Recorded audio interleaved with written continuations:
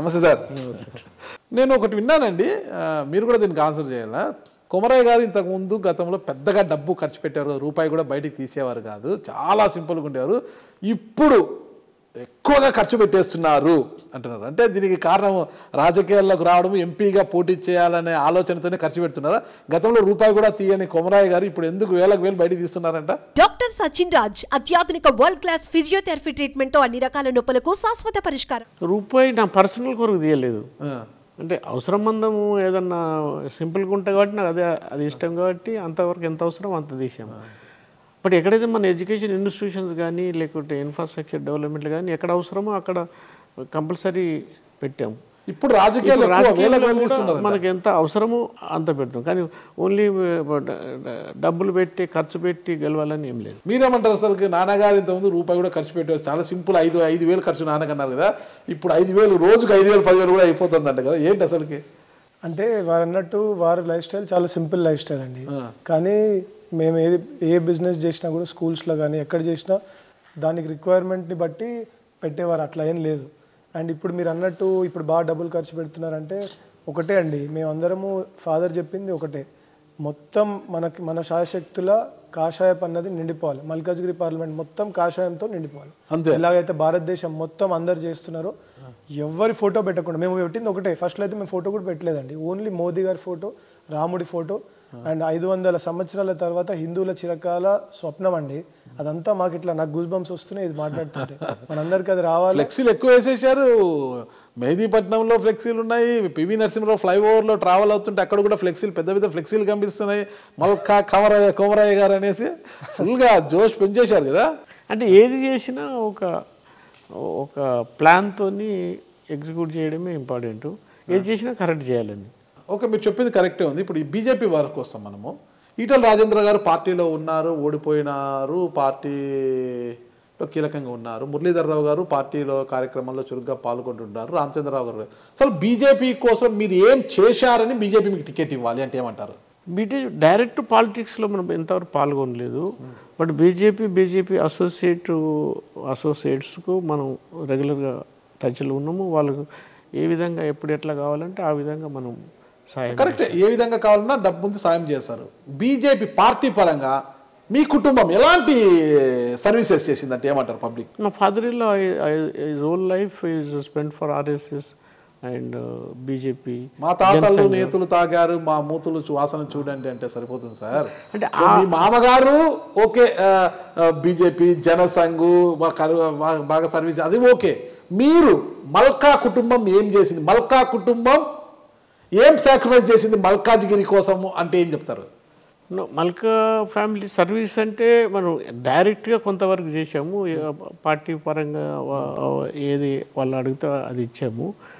దానికన్నా ఎక్కువ ఈ విద్యా సంస్థలతో ఒక మంచి పౌరుడిని, మంచి మన హెరిటేజ్ కల్చర్, ఇండియన్ కల్చర్ ఉండే స్టూడెంట్స్ను మంచి సిటిజన్ తయారు చేసాము. అది నేషన్ కొరకు ఒక అసెట్, అవన్నీ చేసాము. తర్వాత ఇప్పుడు యాక్టివ్ పాలిటిక్స్లో వస్తే ఇప్పుడు ఫుల్ ఫ్లెడ్జ్డ్గా ఇంకా ఎంత వీలైతే అంత చేయాలనేదే మా ఉద్దేశం. మీరేమనుకుంటున్నారు యశస్వి? అసలు మీ మల్కా ఫ్యామిలీ మల్కాజ్గిరి కోసం ఏం సాక్రిఫైస్ చేశారు, ఏమి అసలు ఎందుకు ఇవ్వాలి మీ టికెట్ అంటే ఏం చేస్తారు అసలు? అంటే నా ఎక్స్పీరియన్స్, నేను 3 సంవత్సరాల నుంచి పనిచేస్తున్నాను కాబట్టి మా ఫాదర్తో చెప్తాను. ఇప్పుడు బీజేపీకి ఏం చేసినామంటే అది మనము లెక్క పెట్టలేమేమో, కానీ జనరల్గా ప్రైమ్ మినిస్టర్ గారు ఎప్పుడు వచ్చినా కూడా జనరల్గా మనం మీరు అన్నట్టు డబ్బుతో హెల్ప్ చేయడానికి ప్రతి పౌరుడు వారి లెవెల్లో చేస్తుండొచ్చు, కానీ మేము అలా ఎప్పుడు చేయలేదు. మేము చేసింది ఒకటి ఏంటంటే ఆర్ఎస్ఎస్ అన్నది మా తాత దగ్గర నుంచి మాకు వచ్చిన స్ఫూర్తి. సో ఆర్ఎస్ఎస్లో మేము ఎట్లాంటి యాక్టివిటీస్లో మేము పాల్గొనగలిగినాము, అట్లాంటి యాక్టివిటీస్ పాల్గొనగలిగినాము. అది ఒకటే కాకుండా ఇప్పుడు మీటింగ్స్ అయినప్పుడల్లా మేము బస్సులు ఇచ్చేది, మేము ఇవన్నీ చేసేది. అదంతా చేసినప్పుడు ఎట్లుంటుందంటే ఒక స్కూల్ బస్ అనేది ఒక ప్రైమ్ మినిస్టర్ మీటింగ్ పోయినప్పుడు బాగా చూసేవాళ్ళు ఏమనుకుంటారు అన్నది ఉంటుంది, కానీ మేము ఎప్పుడూ అలా ఆలోచించాలి. ఎందుకంటే ప్రైమ్ మినిస్టర్ మోదీ గారు కంట్రీకి ఎంత చేస్తున్నారో చూసుకుంటే మనందరం పనిచేయాలని చెప్పి మా ఫాదర్ ఎప్పుడు ఏదున్నా కూడా వారి లిమిట్లో చేసినామండి. ఓకే కుమారయ్య సార్, నాకు స్ట్రైట్ చెప్పండి, మల్కాజ్గిరిలో నాకు తెలిసి మీరు మున్నూరు కాపు సామాజిక వర్గం వారని తెలిసింది నాకు. అంటే ఇక్కడ మీ సామాజిక వర్గం వాళ్ళు ఎక్కువగా ఉన్నారని తెలుసు. అయితే ఈ మల్కాజ్గిరి ప్రాంతంలో మున్నూరు కాపు సామాజిక వర్గం మొత్తం మీ వెంట నడుస్తుందని మీరు ఆశిస్తున్నారా? నేను కమ్యూనిటీ బేస్ మీద ఏమో పోవట్లేదు. కమ్యూనిటీ వాళ్ళు ఉన్నారు, ఒక 7 lakh పీపుల్ మా కమ్యూనిటీ కానీ కాపు కమ్యూనిటీ కానీ ఉన్నారు. బట్ మా ఎడ్యుకేషన్ ఇన్స్టిట్యూషన్తో కానీ నాకు అందరితో మంచి రిలేషన్స్ ఉన్నాయి. తర్వాత అన్ని సామాజిక వర్గాలు మీ వెంట ఉన్నాయంటారా? వెంట ఉన్నా లేదా అనేటప్పుడు నాకు ఎనిమీస్ ఏం లేరు. ఓకే, అన్ని communities, all cost creed, A to Z అందరూ కలిస్తేనే ఒక కొమరయ్య గారు. అందరికీ మనం సర్వీస్ చేసాం. వాళ్ళ అవసరం బట్టి మనం చేయగలిగింది. కాబట్టి మనకు అదే మా అసెట్ అనుకుంటున్నాను. మీ సామాజిక వర్గాన్ని మీరు అభ్యర్థించాలి ఇంతవరకు ఏంది, నేను ఇట్లా పోటీ చేస్తున్నాను, మన వారంతా సహకరించాలి నాకు ఎప్పుడైనా అన్నారా? నేను కాపు కమ్యూనిటీస్ నుంచి నేను పుట్టచ్చు బై బర్త్. బట్ నేను ఏ కమ్యూనిటీని హేటించను, అందరినీ ఈక్వల్గా చూస్తాము. మాకు అన్ని కమ్యూనిటీస్ సపోర్ట్తోనే మేము ఎడ్యుకేషన్ ఇన్స్టిట్యూషన్ ఇంతవరకు గ్రో అయినాము. ఇప్పటికి కూడా ఈ పాలిటిక్స్లో ఒకవేళ ఈ ఆపర్చునిటీస్ వస్తే ఎవ్రీబడి నా request support me and then I will serve for you and at large at national level. నాన్నగారు ఆలోచన అది మీరేమనుకుంటున్నారు? అసలు మీ సమాజ వర్గంలో అంటే కాపు యువతనంతా కూడా ఏకం చేసి నాన్నగారికి మద్దతుగా నిలబెట్టే ప్రయత్నాలు ఏమైనా చేస్తున్నారా? అంటే నాకు వాస్తవంగా అయితే ఇంజనీరింగ్ అయిపోయే వరకు నేను ఏ కమ్యూనిటీ అన్నది కూడా నాకు చెప్పలేదు. అవునా? సో ఎప్పుడు సర్టిఫికేట్ లో బీసీ అని ఉంటుండే, ఓబీసీ ఉంటుండే. నేను ఎప్పుడు ఏ క్యాస్ట్ ఎవరైనా మాట్లాడితే ఏ క్యాస్ట్ అంటే అవన్నీ నీకు ఎందుకు అనే పెంచినారు. సో ఎప్పుడు చూసినా ఆ వాల్యూస్ తోనే పెంచినారు. కానీ మేమేమనుకుంటున్నామంటే ఒక క్యాస్ట్ అని చెప్పి మీరు అట్లా చెప్పొద్దు.